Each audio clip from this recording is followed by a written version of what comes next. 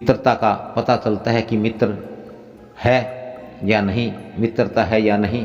तो इसलिए निश्चित ही मैं बाहर आता हूँ और मैं अकेला नहीं आता, मैं अपने परिवार को भी बुला करके लाता हूँ और सारा काम चुटकियों में, मिनटों में सर हो जाएगा। और चूहे ने अपने परिवार वालों से कहा कि मेरा मित्र कबूतर आया हुआ है, आज उसके परिवार पर संकट है और इस प्रकार से वो एक शिकारी के जाल में फंस गए हैं और वो अपनी ताकत के बल पर, अपनी एकता के बल पर वो उड़ करके जाल को यहाँ तक ले आए हैं। तो हमें शीघ्र ही उस जाल को काटना है और उन्हें मुक्त करना है।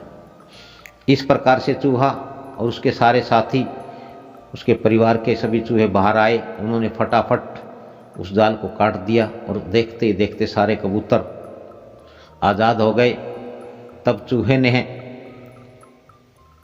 कहा, अब कबूतरों से वो कहने लगा कि ये जो तुम्हारा राजा है, यह बहुत लंबे समय से मेरा मित्र है, ये बड़ा ही धर्मात्मा है, बड़ा ही ज्ञानी है, बड़ा ही विद्वान है।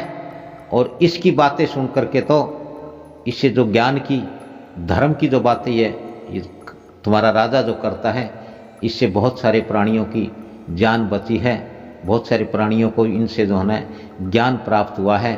और तुम मूर्खों, इतना विद्वान राजा पा करके, इतना बुद्धिमान और इतना धर्मी राजा पाकर के भी तुम इनकी बात नहीं मानते हो, तो निश्चित ही तुम्हारे ऊपर प्राणों का संकट आना ही था। और यदि तुम चाहते हो कि भविष्य में तुम्हारे समाज पर कोई संकट ना आए, कोई आपत्ति ना आए, आप लोगों को कोई दुख दर्द, कोई तकलीफ ना हो, तो अपने इस राजा की बात मानो। प्रजा का धर्म है कि वह राजा की बात माने और राजा का धर्म है कि वह अपनी प्रजा को हर प्रकार से और हर वक्त खतरे से बचाए, उनकी रक्षा करे।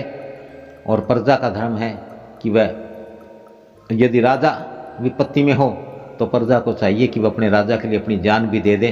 और यदि प्रजा विपत्ति में हो तो राजा भी यदि अपनी जान बचा करके उनकी रक्षा कर सकता है, तो राजा को भी अपनी जान दे करके अपनी प्रजा की रक्षा करनी चाहिए।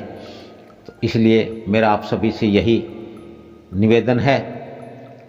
और उस चूहे ने कहा कि आप लोगों ने आज पूरी ताकत लगाई है, तो निश्चित ही आप लोग थक गए होंगे, आप लोग ठहरिए। और आप लोग मेरे घर आए हो तो आप मेरे मेहमान हो, मैं मेज़बान हूँ और मेहमान नवाजी करने का मुझे आप अवसर प्रदान करें।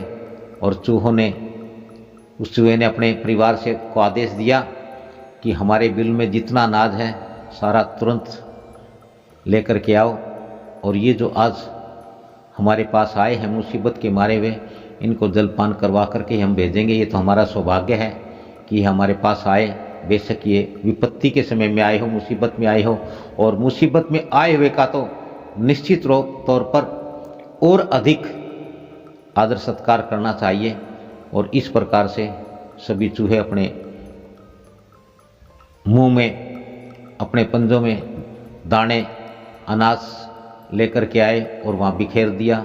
सभी कबूतरों ने उस अनाज को चुगा और वहाँ से फिर सारे उन्होंने और भी बहुत सारी ज्ञान की, धर्म की, दान की, मित्रता की, परिवार समाज की बातें की। और जब ये पूरा दिन इस चर्चा में बीत गया, संध्या के समय कबूतर समाज अपने स्थान पर आ गया। इस प्रकार से ये जो एक घटना हुई, ये जो घटना है, इससे हम सभी को यही शिक्षा मिलती है, यही हमारे लिए एक संदेश है, एक उपदेश है कि हमें एक होकर के रहना चाहिए। समाज का अर्थ ही यह है कि मुसीबत आने पर सभी इकट्ठे होकर के समूह के रूप में, एक ताकत के रूप में लड़े, तो बड़ी से बड़ी मुसीबत को भी टाला जा सकता है, उससे बचा जा सकता है। किसने सोचा था, कौन मानने के लिए तैयार हो सकता है कि जाल में फंसे हुए कबूतर भी अपनी बुद्धिमत्ता, अपनी एकता के बल पर जाल को न केवल लेकर के उड़ सकते हैं बल्कि जाल से मुक्त भी हो सकते हैं। तो इस प्रकार से ये सभी के लिए ये संदेश है। इसमें मुख्य जो बात है वो यही है कि हमें अपने बुजुर्गों की, अपने बड़ों की, अपने गुरुजनों की और अपने राजा की बात हमें माननी चाहिए, क्योंकि उनके पास अनुभव है और वो हमेशा अपने छोटों की, अपने समाज की, अपने परिवार की, अपनी प्रजा की हित की बात करते हैं। बेवजह किसी को क्रोधी नहीं होना चाहिए, बेवजह ऐसा लालच नहीं करना चाहिए जिसकी संभावना ना हो, जिसकी कल्पना भी ना हो।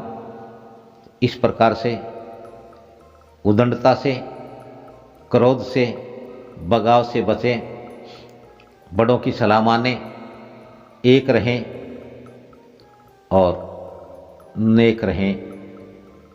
आप सबका बहुत बहुत आभार, साभार।